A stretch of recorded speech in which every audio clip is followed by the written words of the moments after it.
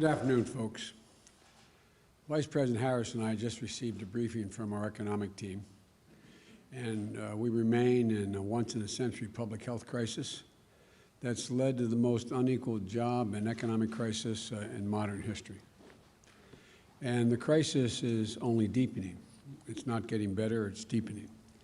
Yesterday, we learned that 900,000 more Americans file for unemployment. 900,000. They join millions of Americans who, through no fault of their own, have lost the dignity and respect that comes with a job and a paycheck.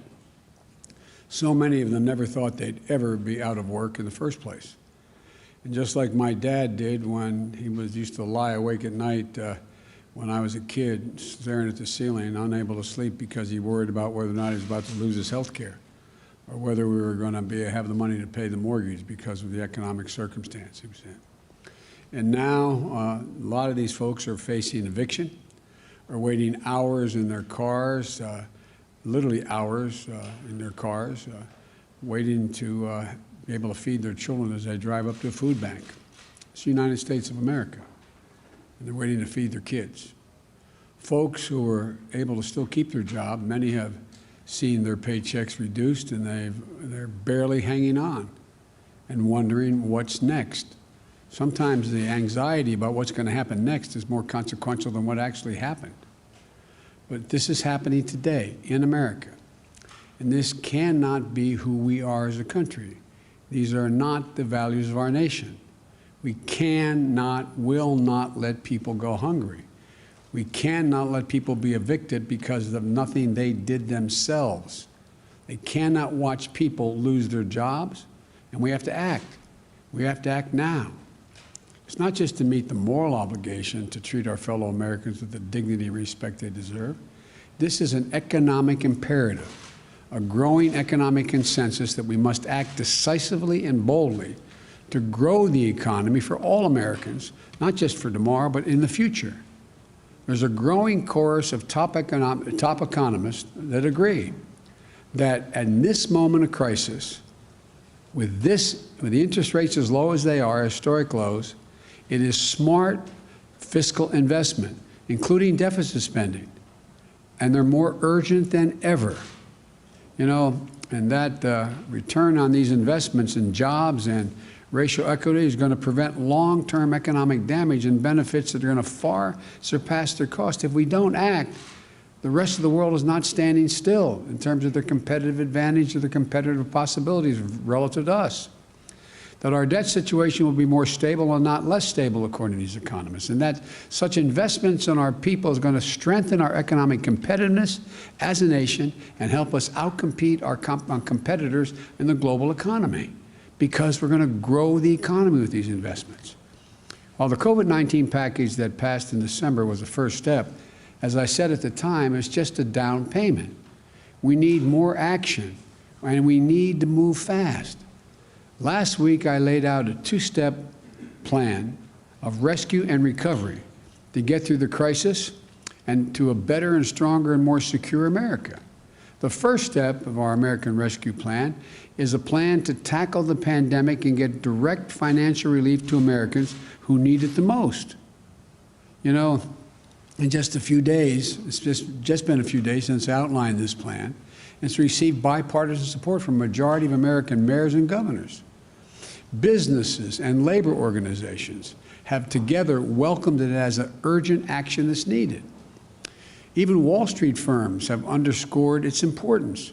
In fact, an analysis by Moody's estimates that if we pass our American Rescue Plan, the economy would create 7.5 million jobs just in this year alone.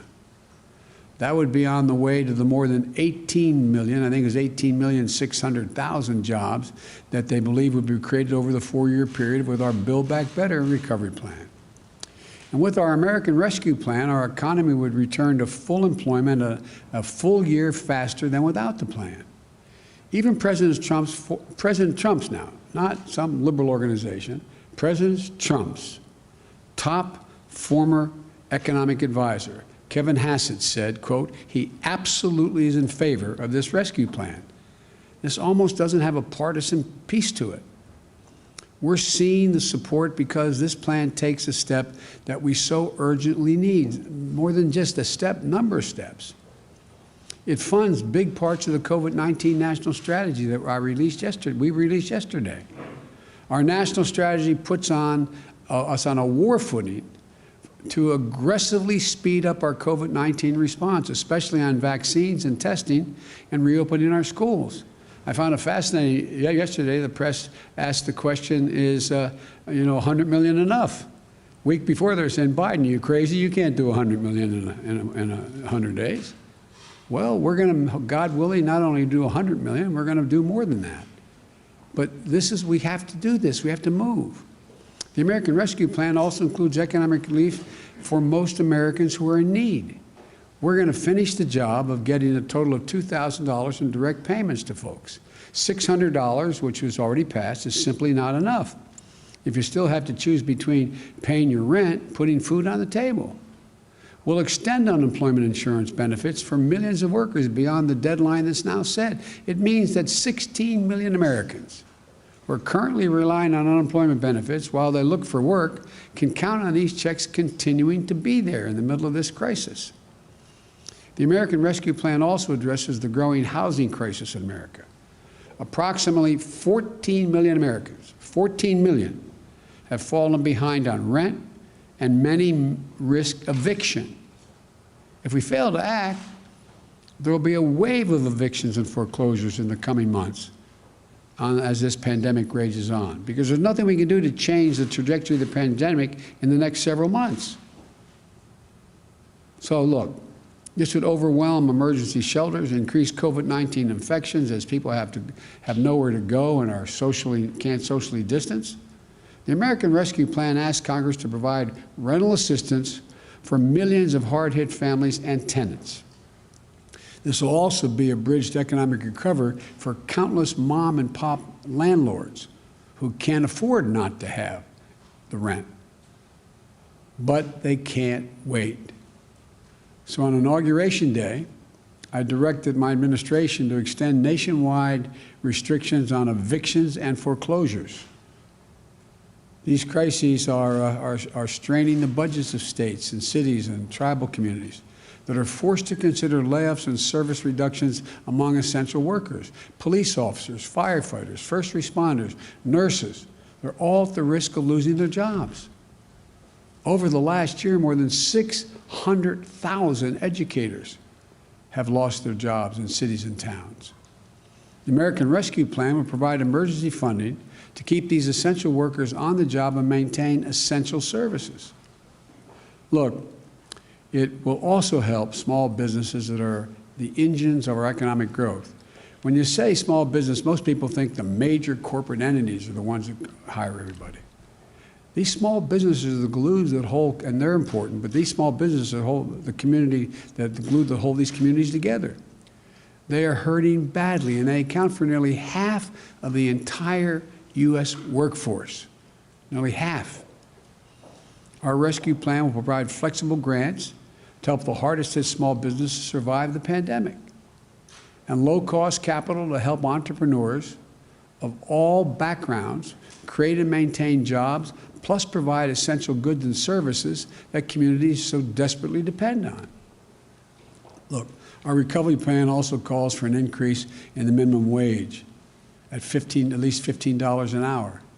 No one in America should work 40 hours a week, making below the poverty line. $15 gets people above the poverty line. We have so many millions of people working 40 hours a week, and some with 2 jobs, and they're still below the poverty line. Our plan includes access to affordable child care. That's going to enable parents, particularly women, to get back to work. Millions who are not working now because they don't have that care. All told, the American Rescue Plan would lift 12 million Americans out of poverty and cut child poverty in half. That's 5 million children lifted out of poverty. Our plan will reduce poverty in the Black community by 1/3 and reduce poverty in the Hispanic community by almost 40%. I look forward to working with members of Congress of both parties to move quickly to get this American Rescue Plan to the American people. And then we can move with equal urgency and bipartisanship to the second step of our economic plan, to Build Back Better, the recovery plan. It's a plan that's going to make historic investments in infrastructure, manufacturing, innovation, research and development, and clean energy, and so much more that's going to create millions more jobs, good-paying jobs, not minimum wage jobs. Well, while we work with members of both parties in the Congress, there are steps that we can and must take right now. For example, on Inauguration Day, I directed my administration to pause student loan repayments for interest, for the interest payments for Americans with federal student loans until at least September. So they're not going to have to pay till September. They still pay the bill as it stands now, but there will not accrue interest, and they don't have to begin to pay until September. And we may have to look beyond that, I might add. Today, I'm signing an executive order that directs the whole of government, a whole of government effort to help millions of Americans who are badly hurting. It requires all federal agencies to do what they can do to provide relief to families, small business, and communities. And in the days ahead, I expect agencies to act. Let me touch on 2 ways these actions can help change Americans' lives. We need to tackle the growing hunger crisis in America. 1 in 7 households in America, 1 in 7, more than 1 in 5 Black and Latino households in America, report they do not have enough food to eat. That includes nearly 30 million adults and as many as 12 million children. And again, they're in this situation through no fault of their own. It's unconscionable. The American Rescue Plan provides additional emergency food and nutrition assistance for tens of millions of children and families to address this crisis. But families literally can't wait another day. As a result of the executive order I'm going to shortly sign, the Department of Agriculture will consider taking immediate steps to make it easier for the hardest hit families to enroll and claim more generous benefits in the critical food and nutrition assistance area. This is going to help tens of millions of families, especially those who can't provide meals for their kids, who are learning remotely at home, are not receiving the regular meal plans that they have at school for breakfast or lunch. We also need to protect the health and safety of the American worker. Right now, approximately 40% of households in America have at least one member with a pre-existing condition. Just imagine, you're out of work through no fault of your own. You file for unemployment while you're looking for a job. You find one, and you get an offer. But then you find out there's a high risk of you getting infected with COVID-19 because of your condition. You and your loved ones have ever even greater risk of death and serious illness because of the pre-existing conditions. So you turn it down. Right now, if you did that, you could be denied unemployment insurance because you're offered a job, you didn't take it. It's wrong. No one should have to choose between their livelihoods and their own health or the health of their loved ones in the middle of a deadly pandemic. Because of the executive order I'm about to sign, I expect the Department of Labor to guarantee the right to refuse employment that will jeopardize your health, and if you do so, you'll still be able to qualify for the insurance. That's a judgment the Labor Department will make. Look, there are just 2 consequential ways that the action I'm taking today will help people in need. Another way to help approximately 2 million veterans maintain their financial footing by pausing federal collections on overpayments and debts. Another makes sure that federal contractors who are receiving taxpayers' dollars provide their workers with the pay and benefits they deserve. These are places where federal tax dollars are administered, are being made available to build things from ships to staircases. And the federal government lets the contract, and we're going to make sure that they buy American and are made in America. And here's another. Right now, there are up to 8 million people that are eligible for direct payments from the CARES Act and a relief bill passed in December. They're entitled to those payments, but there's not an easy way for those folks to access them. So we're making it a priority today to fix that problem and get them relief they're entitled to. Look, I'm going to close and summarize this way. A lot of America is hurting. The virus is surging. We're 400,000 dead, expected to reach well over 600,000. Families are going hungry. People are at risk of being evicted. Job losses are mounting again. We need to act. No matter how you look at it, we need to act. If we act now, our economy will be stronger in both the short and long run. That's what economists left, right, and center are telling us. Both liberal and conservative will be better and stronger across the board. If we act now, we'll be better able to compete with the world. If we act now, we'll be better able to meet our moral obligations to one another as Americans. I don't believe the people of this country just want to stand by and watch their friends, their neighbors, coworkers, fellow Americans go hungry, lose their homes, or lose their sense of dignity and hope and respect.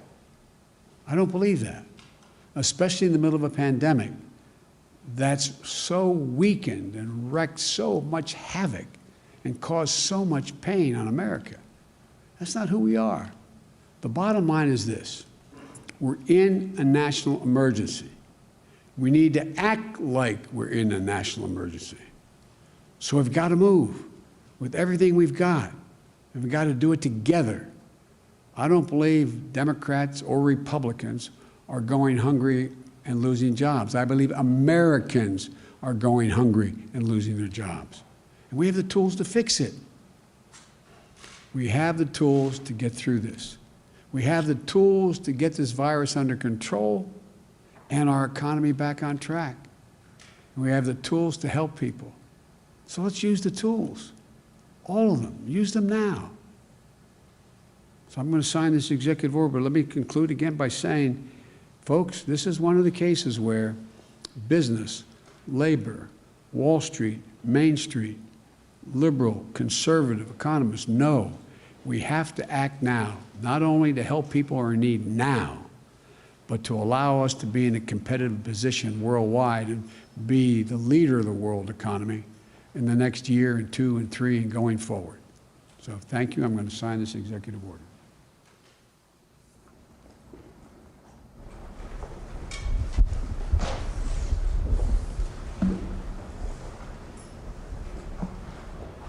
The first one is the economic relief related to COVID-19 pandemic that I referenced.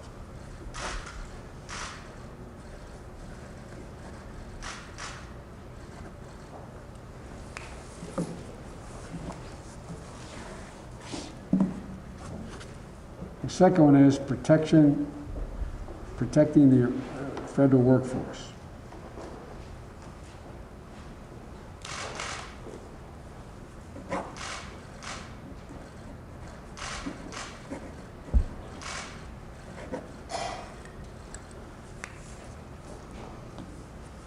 Thank you very much. Mr. President, do you support Mitch McConnell's timeline for a February impeachment trial?